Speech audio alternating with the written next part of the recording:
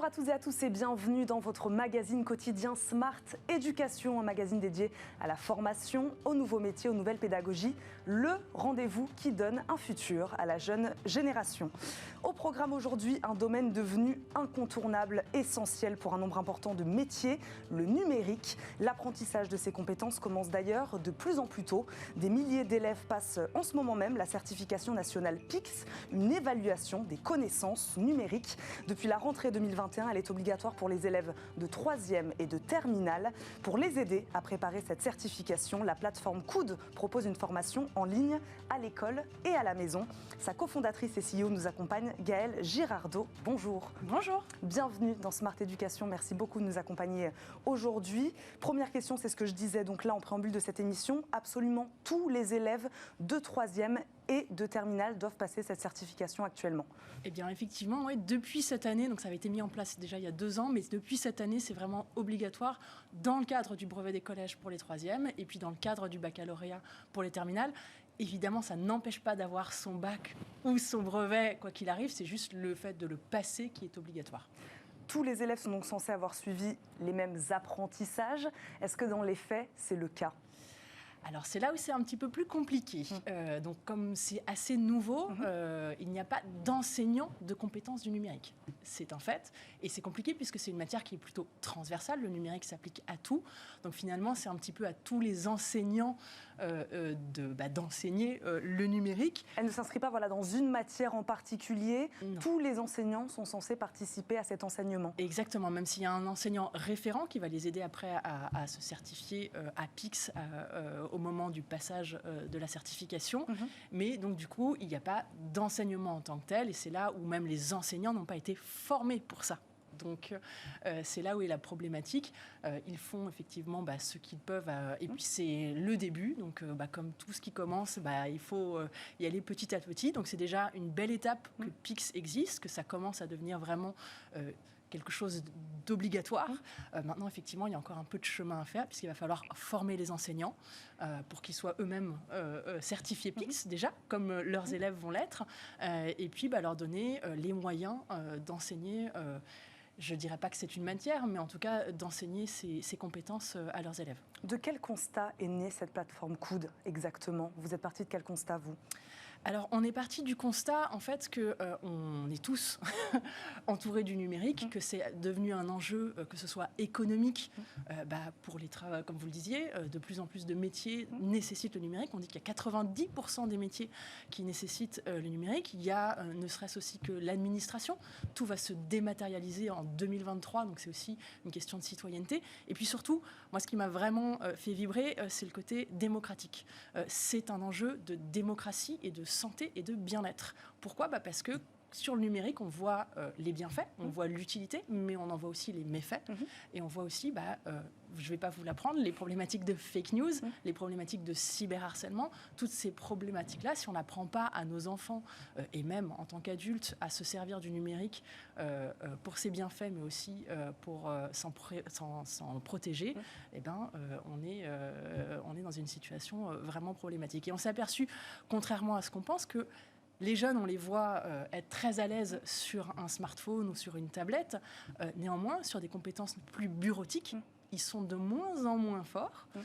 Et puis sur les enjeux du numérique, ils n'ont pas la connaissance de leur identité numérique, qui parfois a été créée par leurs propres parents à la naissance, puisque toutes les photos ont été postées. Donc ils ont une identité numérique que nous, on n'a pas connue, et qu'il faut apprendre à gérer, les données personnelles, et puis apprendre à chercher en ligne. Je pense que c'est devenu un enjeu majeur et qui va nous coûter très cher si on ne s'en occupe pas dès à présent. On va rentrer dans le détail de cette certification PICS, évidemment, mais là, quand on vous entend, on a l'impression que votre accompagnement, il dépasse cette certification. C'est ce qu'on essaye de faire, effectivement. C'est de dire, en fait, il y a une certification, c'est théorique et c'est utile. Et heureusement qu'elle est là parce qu'elle permet de valoriser les compétences et d'y donner vraiment toute sa légitimité. Nous, ce qu'on essaye de faire, effectivement, c'est de créer au-delà des compétences qui sont citées dans cette certification, de créer ce qu'on va appeler du réflexe numérique. Notre objectif... Une culture générale aussi du numérique, j'ai vu. Oui, tout à fait, vraiment d'être autonome et indépendant dans le numérique et d'avoir effectivement cette culture, cette façon d'apprendre à apprendre, parce que le numérique, ça évolue tout le temps. Donc finalement, je ne vais pas vous apprendre à un instant T un outil, je vais vous apprendre à, dès qu'il y a un nouvel outil, dès qu'il y a un outil qui évolue, à évoluer avec et à apprendre de cette manière-là. Et c'est pour ça qu'avec Coud, avec notre plateforme, on fait ça par le jeu, parce que en apprenant par le jeu, on apprend à échouer, et en échouant, on apprend, c'est là où on apprend le mieux, et c'est aussi bien pour les jeunes que pour les adultes aussi, qu'on accompagne aussi dans les compétences du numérique. On va en parler, Gaëlle Girardot. Avant cette certification, qui est donc obligatoire maintenant, comment les élèves étaient-ils évalués sur leurs compétences numériques avant cette certification PICS? Il y en avait déjà des évaluations? Alors, il y avait des évaluations, mais qui étaient beaucoup plus sur des compétences informatiques. Oui. Et c'est ce qu'on appelait le B2I ou le C2I pour ceux qui ont, connu. Ça me disait vaguement quelque chose. Mais qui était vraiment le brevet informatique. Donc vraiment plutôt sur l'outil et pas, encore une fois, sur la culture du numérique. C'est ce qu'a apporté PICS et c'est ce qui est formidable aussi, c'est que ça a apporté toute cette culture et ces enjeux qu'il faut absolument connaître, et puis qui part aussi d'un référentiel qui est européen. Donc c'est ça aussi qui est intéressant, c'est que c'est dans une démarche européenne, et ça veut dire que même si la France l'a décliné en un certificat qui s'appelle PICS en France, eh bien c'est le même référentiel pour toute l'Europe. Donc finalement, cette certification, elle sera reconnue en Europe pour tous les jeunes et pour tous les adultes qui la passent. Pourquoi c'est important d'avoir une certification, d'avoir un diplôme aujourd'hui qui définit ces compétences numériques? Parce ça que va déjà, nous servir à quoi? La première utilité, c'est ne serait-ce que d'identifier ces compétences. Et c'est vraiment à ça que sert la plateforme PICS au départ. La base, c'est l'identification. Il y a 5 grands domaines à connaître. Et sur ces 5 grands domaines, sur le numérique, c'est quand même assez vaste. Donc on peut être très bon sur de la bureautique, mais très mauvais sur de la cybersécurité. Et ne serait-ce que déjà se positionner et savoir où on en est, c'est déjà une première étape, parce qu'on n'en est pas tous conscients. Et je dirais même, moi, qui l'ai testé, finalement, je me suis aperçue que sur tout ce qui était bien-être et santé du numérique, j'avais encore beaucoup de choses à apprendre sur la posture, parce qu'on y passe beaucoup de temps derrière un écran. Voilà, donc on apprend tous finalement sur le numérique. Donc une fois qu'on a identifié ses compétences et ses faiblesses, du coup, on sait où est-ce qu'on doit travailler. Et puis le fait de le certifier, ça valorise aussi les choses. Donc c'est important après pour le parcours futur, pour le parcours professionnel aussi. Bien sûr, tout à fait. Exactement. Et même derrière, le fait d'avoir effectivement ce niveau qui est reconnu, c'est un niveau qu'on va pouvoir évoluer tout au long de la vie. On est vraiment dans la formation tout au long de la vie, puisqu'il va y avoir 8 niveaux. Aujourd'hui, il y en a 6. Et en général, on s'attend à ce que les collégiens et les lycéens soient plutôt du niveau 3-4, c'est-à-dire l'indépendance. Pour qu'on comprenne bien, alors expliquez-nous en quoi consiste cette épreuve. C'est une épreuve comme un examen d'1h45 devant un ordinateur. Comment ça marche, comment ça fonctionne? Eh bien, en fait, d'abord, on a pendant toute l'année jusqu'au moment où on va aller se certifier. C'est un petit peu comme le code de la route. En fait, on s'évalue en ligne et on sait à peu près où on en est. Ce qui fait quand on arrive le jour de la certification, on a pu se tester et on connaît son niveau. Et c'est là justement où on va jusqu'à la certification, tout comme le code de la route. Et puis arriver effectivement au jour de la certification, eh bien oui, on est encore derrière son écran pour passer les différents domaines et certifier effectivement le niveau qu'on peut avoir sur ces 5 domaines de compétences. Vous dites donc on s'entraîne toute l'année. Ça demande beaucoup de préparation, cette certification PICS. Ça va déjà dépendre du niveau et qu'on a au départ. Effectivement, on est tous un petit peu différents en fonction de ce qu'on peut avoir autour de nous, même à la maison. Justement, l'accompagnement à la maison peut avoir aussi son importance, puisque l'accompagnement à l'école n'est pas encore tout à fait bien présent dans les écoles. Mais du coup... oui, ça dépend du niveau. Ça dépend du niveau. La problématique qu'il y a aujourd'hui, c'est pas une problématique, mais ça n'a pas été fait pour ça.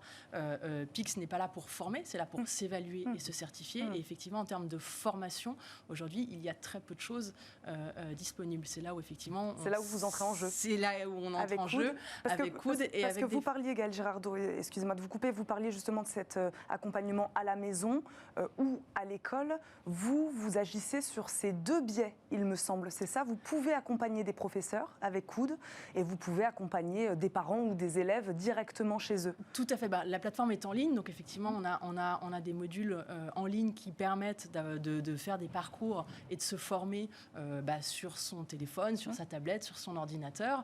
On a même fait un partenariat avec Nathan pour faire un cahier, comme les annales du bac, les annales du brevet. On a fait un ABC du brevet qui permet d'avoir aussi le côté écrit, cahier, d'être vraiment dans l'idée de, comme pour le bac, le brevet, on révise sur ses fiches de révision, mais comme on est sur du numérique, évidemment, d'être sur la plateforme pour s'entraîner. Et sur la plateforme en ligne, vous utilisez quel type de format? C'est des vidéos, c'est des quiz? Ce sont des parcours qui vont avoir justement des formats très variés. Et dans un parcours, on va pouvoir avoir des quiz très ludiques, ce qui va permettre l'engagement, avoir des formats effectivement de leçons écrites, mais avec des formats très courts, justement parce que l'objectif, c'est d'aller toujours dans le réflexe et de faire de la répétition. Et puis évidemment, des tutoriels, vidéos, et surtout un style assez ludique et un style qui va permettre de créer aussi de l'émotion. Et l'émotion, c'est ce qui permet aussi l'ancrage mémoriel. Voilà, c'est ce que vous disiez tout à l'heure.